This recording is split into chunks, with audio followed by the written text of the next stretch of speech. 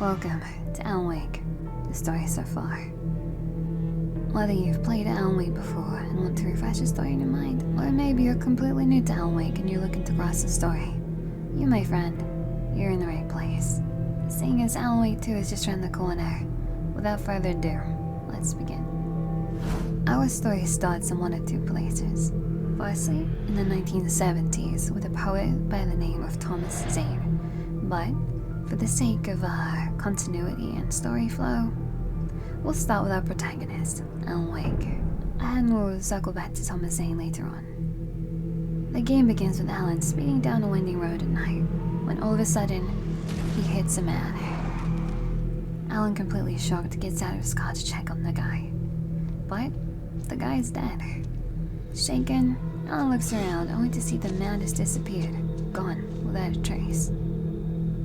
Understandably spooked, Alan sees a light in the distance and he starts heading towards it. Out of nowhere, Alan is suddenly chased and attacked by a dark, shadowy figure. And I have to say, this figure looks a lot like the guy Alan hit. But, you know, that's just an observation. Alan is running for dear life when all of a sudden, like some kind of strange guardian angel, the heavens seem to open up. A light from above Alan shines down and guides him to a flashlight. A man's voice can be heard. The light tells Alan that in order to destroy these dark, shadowy figures, Alan must shine light upon them to weaken the darkness first, and only then can he destroy them. This voice is guiding Alan. We soon learn later on is Thomas Zane. But I won't get too far ahead of myself as we'll be returning to Thomas Zane later on in the storyline. Alan now retreats to a nearby cabin where there's a man calling to him, telling him to come inside. As Alan enters the cabin, the door shuts and locks itself. The man is now stuck outside with the dark shadow figure. No! Damn it, die! No! And this poor guy, he really gets it. Alan just watches in horror. Barely escaping the cabin, Alan keeps running. As Alan inches close to the lighthouse, all of a sudden behind him, he sees a dark, shadowy, tornado-like, ominous figure thing coming for him. And I mean it's coming, it's consuming everything in his path. Alan runs out the wind and reaches the lighthouse. He gets inside and sees a spiraling staircase. It's then that a dark, shadowy figure rushes towards him, and he suddenly wakes up. Shh, baby, just another nightmare. It had all been just a dream. Luckily, Alan had just fallen asleep in the car next to his wife. Alan has been struggling recently. He hasn't written a word in 2 years. You see, Alan is a famous crime fiction writer. And 2 years ago, he decided to kill off Alex Casey, the main character of his crime fiction series. And since then, the poor guy can't seem to get a good night's sleep. That, along with his over-drinking and partying recently, is kind of known for his temper and some violent outbursts. His relationship with his wife has been a little rocky. So in hopes to help Alan, Alice suggested the two of them go away for a nice staycation. Perhaps to inspire him to write again, at the very least to spend some quality time together. Upon entering Bright Falls, Alice drops Alan off at a local diner. It's here where he's supposed to meet Carl Stuckey, the local mechanic who has the key for the rental they're supposed to be staying in. Alan enters the diner and it's here where he meets the waitress Rose. Rose is thrilled to see Alan as she's somewhat of a super fan. Oh, God! I am your biggest fan. I know people say that all the time, but I really am. I'm glad to hear that. She tells Alan that Carl Stuckey is probably using the restroom and he should be out any minute. Impatient, Alan then heads to the back of the diner. On his way there, he's greeted by Cynthia Weaver. She's a colorful character and an important one to the storyline. It's here where she warns him about going into the dark hallway before him, and that the darkness isn't safe. Perhaps Cynthia's crazy, or maybe she just knows something we don't. Alan shrugs her off and heads down the dark hallway anyway. He knocks on the restroom door. He calls out for Carl Stuckey, but gets no reply. Mr. Stuckey? It is then that a woman appears out of the shadows and addresses Alan. Carl couldn't make it. Unfortunately, he was taken ill. But I have the key for you and instructions on how to get to the lake. Okay. I wish you a good stay in my cabin. I'll come by later to check how you've settled in. And to meet your wife. I insist. Thanks. We soon come to learn that her name is Barbara Jagger. As Alice and Alan drive away from the diner with a key in hand, we see Carl Stuckey running breathless out of the diner. He shouts to Alan and Alice that they've forgotten their key. Perhaps this is where we, the player, will start to have some questions arise. Maybe not all is as it seems to rivals. Alice and Alan reach Cauldron Lake, and they see the beautiful cabin they'll be staying in. Upon entering, Alan and Alice realize there's no power inside the cabin. Alan is then set with the task of getting the power back on. Here is where we learn that Alice herself has an intense fear of the dark. We see a flashback. I know it's stupid, but it's just... especially when I'm not prepared for it, you know? It gets to me. I used to have these nightmares when I was a kid. The dark really spooked me, too. When it got really bad, my mom gave me this old light switch. She called it the clicker. The clicker, huh? Yeah. If I ever got scared of the dark, I could just flip the switch and a magic light would scare the monsters away. Oh, sure. Alan has held on to this since he was a child, and here in this moment gives it to Alice. With the power back on, Alice and Alan now headed to the cabin. This is where Alice surprises Alan with a typewriter. She tells him that hopefully while they're here he can get inspired to write, and that she knows of a doctor named Dr. Eric Hartman. Alice, everyone... Hey, just hear me out. There's a local doctor, Dr. Hartman. I read a book of his. He has a private clinic here. He specializes in helping artists. So now you want to get me committed? No, it's not like that. Just don't! I don't want to hear it! God damn it, Alice! This is where Alan completely flips out at Alice. He tells her he did not come here to write, and he storms out of the cabin, leaving Alice completely alone. Alan is outside the cabin, taking a breather and cooling off. All of a sudden, he hears Alice screaming. Alice? Alice? Alice! Alan then runs directly back to the cabin, ready to investigate. He believes that Alice has been taken and snatched into the lake. Oh no! Fearing for Alice's life, Alan then dives directly into the water after her. As he hits the water, he blacks out. Alan then suddenly wakes up and he finds himself in a crashed car. Alice? Confused and dazed, he realizes he has no memory of the past 7 days or how he got into this vehicle. Alan reaches for his phone and realizes it's dead. The phone was dead. I'd have to find help on foot. As he walks through the forest, Alan finds a manuscript page. The loose sheets of paper were pages from a manuscript entitled Departure. That was the name I planned to use for the next novel I had never gotten started. I was named the author. I hadn't written it. I couldn't remember writing it. In the scene on the page, the hero was attacked by an axe murderer in the woods at night. On his way, he reaches a lumber yard and is greeted by a not so normal and some might say possessed Carl Stuckey. New cabins for rent in Nightfall. Oh, hell. Carl Stuckey. Pleased to meet you. Non-refundable reservation deposit required. Fair and square. Stuckey lunges at Alan, attacking him. Alan bolts for the nearest building and shuts the door, but Stuckey comes for him full-on Shining style. Alan goes toe-to-toe with Stuckey, defeating him and heading further on into the forest. Alan heads to the gas station where he calls the police. The local sheriff, Sarah Breaker, arrives. It is here where Alan tells the sheriff that his wife has gone missing. Oh, thank God, Sheriff.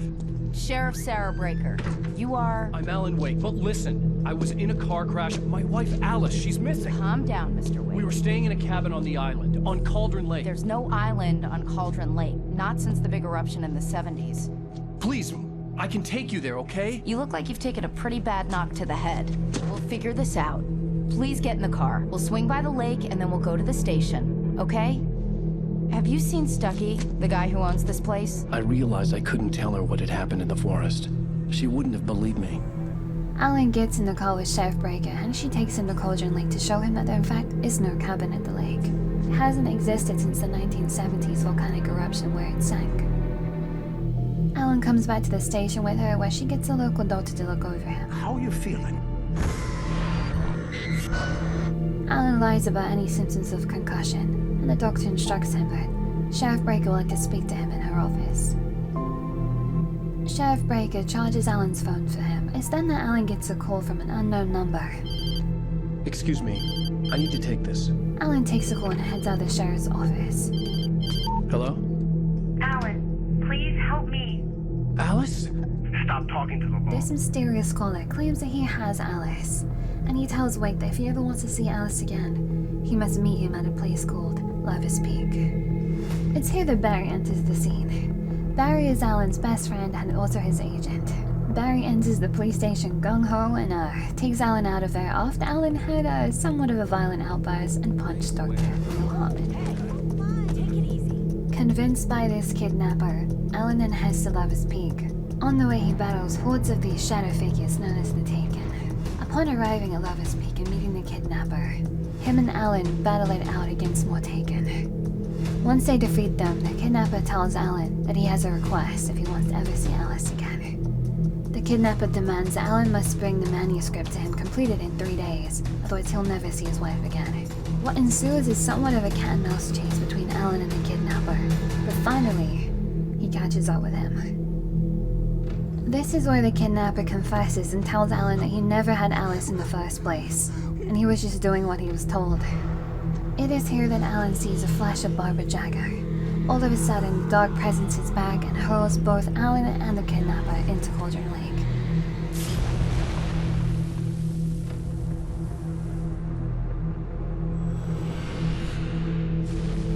As Alan awakens, he sees visions of his wife. Shh, baby. It was just a nightmare. Alice. And is greeted by Dr. Emil Hartman. Alan finds himself in Cauldron Lake Clinic, a place run by Dr. Hartman, the very man his wife once spoke to him about. Dr. Hartman tells Alan that everything is in his head, and this whole fantasy that Alan has constructed is his mind's way of protecting him from the death of his wife. It's here at this clinic that Alan meets some colorful characters, 2 of them being the Anderson brothers. I'd like to bash his head in with a hammer. Oh, he'd love to fish out our secrets, but he has no clue. He's not crazy enough. The 2 of them used to have a rock band by the name of the Old Gods of Asgard. Being crazy's a requirement, sonny. Who else could understand the world when it's like this? They tell Alan that they knew Thomas Zane once, and that if he wants the truth and to find answers, that he must head to the Anderson farm. They also tell him about the moonshine they've created using the water from Cauldron Lake, and that it has special abilities to help you see things I clearer. wrote it all down, lest we forget. A crash course. All you need to know to get your head right. You need to find the message. Here, sonny, here's something for you. Gave me a rash, but I kept it safe from these bastards. Alan agrees, and it's here that the 2 brothers run amok and assist Alan on escaping with the help of Barry. Alan finds Barry inside the clinic, and upon escaping, they come across Dr. Emil Hartman, who attempts to stop Alan. It is here that the dark presence shows up once again. It engulfs the clinic and seems to take Dr. Emil Hartman with it. As Barry and Alan reach the Anderson farm, they are greeted by more of the Taken. What then ensues is a full-on light-shown battle performance, and honestly, it's a fun time. Escaping victorious, Alan and Barry then head inside the Anderson farmhouse. It's here where they discover an old record player playing the song.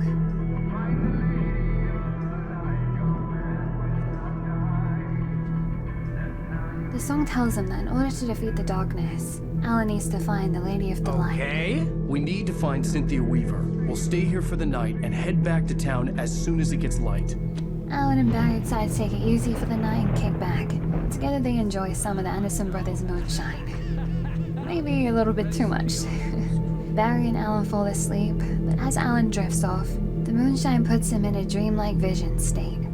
And it's here that Alan learns exactly what happened the night of Alice's disappearance. Alice was taken by the dark presence. Throughout the game, Alan actually learns more and more about Thomas Zane, and learns that something like this has actually happened before to him. So who is Thomas Zane? Well, Thomas Zane is a poet, and his girlfriend was his muse. His girlfriend being Barbara Jagger. And yes, I know what you're thinking. Barbara Jagger, wait, Isn't that the darkness? Well, actually, the darkness merely wears her face. So let me give you the rundown. In 1970, Thomas Zane learned about the power of the lake and how it has a magical ability to change reality. But sadly, one fateful day, his girlfriend Barbara Jagger fell into Cauldron Lake and drowned. Thomas, understandably distraught, and spiraled into trying to bring Barbara back from the dead, succeeding. But what he didn't realize was, by bringing her back, he also brought the darkness with it. Barbara was back alive and well again, but there was something wrong with her. Zane knew that this wasn't his Barbara, and that it was actually the darkness wearing her face. In an attempt to rewrite his mistake and undo everything, Thomas cuts out Barbara's heart, and all he sees in his place is shadow and darkness. At this point, Zane tries to rewrite himself and Cauldron Lake out of history. He puts on his diving suit, grabs Barbara's still wriggling body, with a hole where her heart should be filled only with the darkness, and dives into the bottom of the lake, into the dark place. And this is what caused the volcanic eruption of 1970. It's here he hopes, by sinking Cauldron Lake and removing himself from history, that he's done enough to keep the darkness at bay. But the trouble with the darkness is that it lingers. It finds its way in through those white spaces between the words, so it's always waiting for an opportunity to come back. And Alan was the perfect conduit for it. So there that night in the lake, when it took Alice down into the depths of Cauldron Lake into the dark place, it had a plan. The darkness was going to use Alan to do his bidding. It convinced him to sit down and write a manuscript called Departure. Yet the darkness at every moment was editing everything Alan was saying in order to make itself stronger. The dark presence told Alan that if he wants to save Alice, he must keep writing. He must write her back. So Alan sat there for 7 days writing a manuscript. Alan at the time hadn't realized this, but some part of him must have known and had written himself a way out. During this time, Thomas Zane appeared to Alan and helped break him free from the darkness's trance, just enough time so Alan could escape. And that's when Alan got into his car and drove off. Dazed and groggy and very disorientated, Alan ultimately ended up crashing the car. And once he awoke, he had no memory of what had just happened. Now, with the help of the Anderson's moonshine, Alan was given this vision, and now he understands he must find the Lady of the Light. Alan is pulled out of this dream vision to awaken to FBI agent Nightingale. Nightingale throws both Alan and Barry into jail. Sheriff Sarah Breaker and Detective Nightingale show up at the cell. Nightingale starts accusing Alan, realizing that everything he is saying is unfolding word for word, just like the manuscript he had read. The darkness then violently sweeps in, grabbing Nightingale and taking him. It is here at this point that Sheriff Breaker undeniably has evidence that what Barry and Alan is saying is true. She offers to help them, but of course not without a whole army of Taken in between them and Cynthia. Fortunately enough, with guns, flashlights, and not to mention Barry's headlamp and Christmas lights in hand, the three of them get to the chopper safely.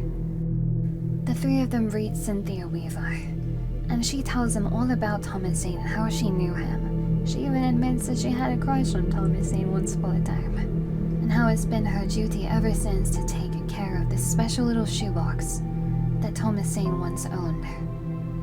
She leads Barry, Sarah, and Alan to a room filled with light. There's a shoebox in the middle of the room, and Alan approaches it. The page was autobiographical, a memory from my childhood. But I didn't write this. It was a page written by Thomas Zane. None of them were supposed to exist anymore. Alan, 7 years old, would fight sleep to the bitter end. When he did sleep, he soon woke up screaming, the nightmares fresh in his mind. One evening, his mother, sitting by his bed, offered him an old light switch. She called it the clicker, and flicking the switch would turn on a magical light that would drive the beast away. To imbue the talisman with all possible power, she added that it had been given to her by Alan's father. Alan never knew him, and anything of his took on mythical proportions in his mind. With the clicker firmly in his hand, Alan finally slept like a baby. Now, almost 30 years later, Alan thought of this, As he stood on the rim of Cauldron Lake, the clicker in his hand, he took a deep breath and jumped. My mind swirled. I'd given the clicker to Alice, yet it was here. Zane had written it into existence in a story I had written. So now there's this question and perhaps some confusion about how Zane even knew about the clicker in the first place. Some people have theorized that even Zane could be Alan's father, as Alan never actually knew him. Others question whether who wrote who into reality. Did Zane write Alan to help him, or did Alan conjure up Zane to be his guardian angel in this fight? Either way, we know that the clicker is a special weapon against the darkness. With this knowledge and the clicker in hand, Alan heads back to Cauldron Lake. But of course, first he has to battle his way through hordes of Taken. Once of reaching Cauldron Lake, the dark presence reveals itself once again, in a huge tornado-like configuration. Alan battles against the dark monstrous tornado yet again. With his faithful clicker in hand, Alan takes a deep breath, and he leaps into Cauldron Lake to reach the depths of the dark place, where Alice is being kept. In the dark place, Alan finds the cabin. He enters. Inside, waiting for him, is the dark presence wearing Barbara Jagger's face. Alan knows what he must do. I am much older than you. Older than your first work of art. I will find a new face to wear. Someone else to dream me free. He leans in towards the dark presence, shoving the clicker into its chest where its heart should be, and flicks the switch. Light then fills the cabin and seemingly vanquishes the dark presence. We then see Alice swimming up from the bottom of the lake to have escaped the dark place. She reaches land and then calls out for Alan. Alan? But he's not with her. He's nowhere to be seen. Alan? You see, with the darkness there must be balance. So in order to save Alice, Alan had to take her place. He knew he had to go back to the cabin, sit back down on the typewriter to retrieve that final page of the manuscript. He had to finish Departure his own way, without the interference and manipulation of the dark presence. This is where he saves Alice, and he takes her place. So the game ends with Alan trapped at the bottom of the lake, still writing, trying to find a way out. The last thing we hear him say is, It's not a lake. It's an ocean. perhaps this is suggesting that it's all much bigger than Cauldron Lake, and ultimately that the dark presence still resides. After Alan says these final words, it cuts to the festivities of the Deer Fest. We're shown Rose, holding a lantern, and behind her, in the window sits Detective Nightingale, typing. This leaves an open-ended question. Is Nightingale going to be the new face of the darkness? Or perhaps it's just controlling him, using him to make itself stronger once more? So there you have it. We're left with Alan still trapped at the bottom of Cauldron Lake, typing away, trying to keep his sanity, and hoping to write a story in order to find a way out of the dark place. I hope that this video gave you some clarity and helped you understand what happened so far in the story. Alan Wake 2 really is just around the corner, and I will be playing it on my channel, so this is an invitation. If you would like to join me, I'd love to have you. So, without further ado, thank you for watching, and until next time, I'll see you around.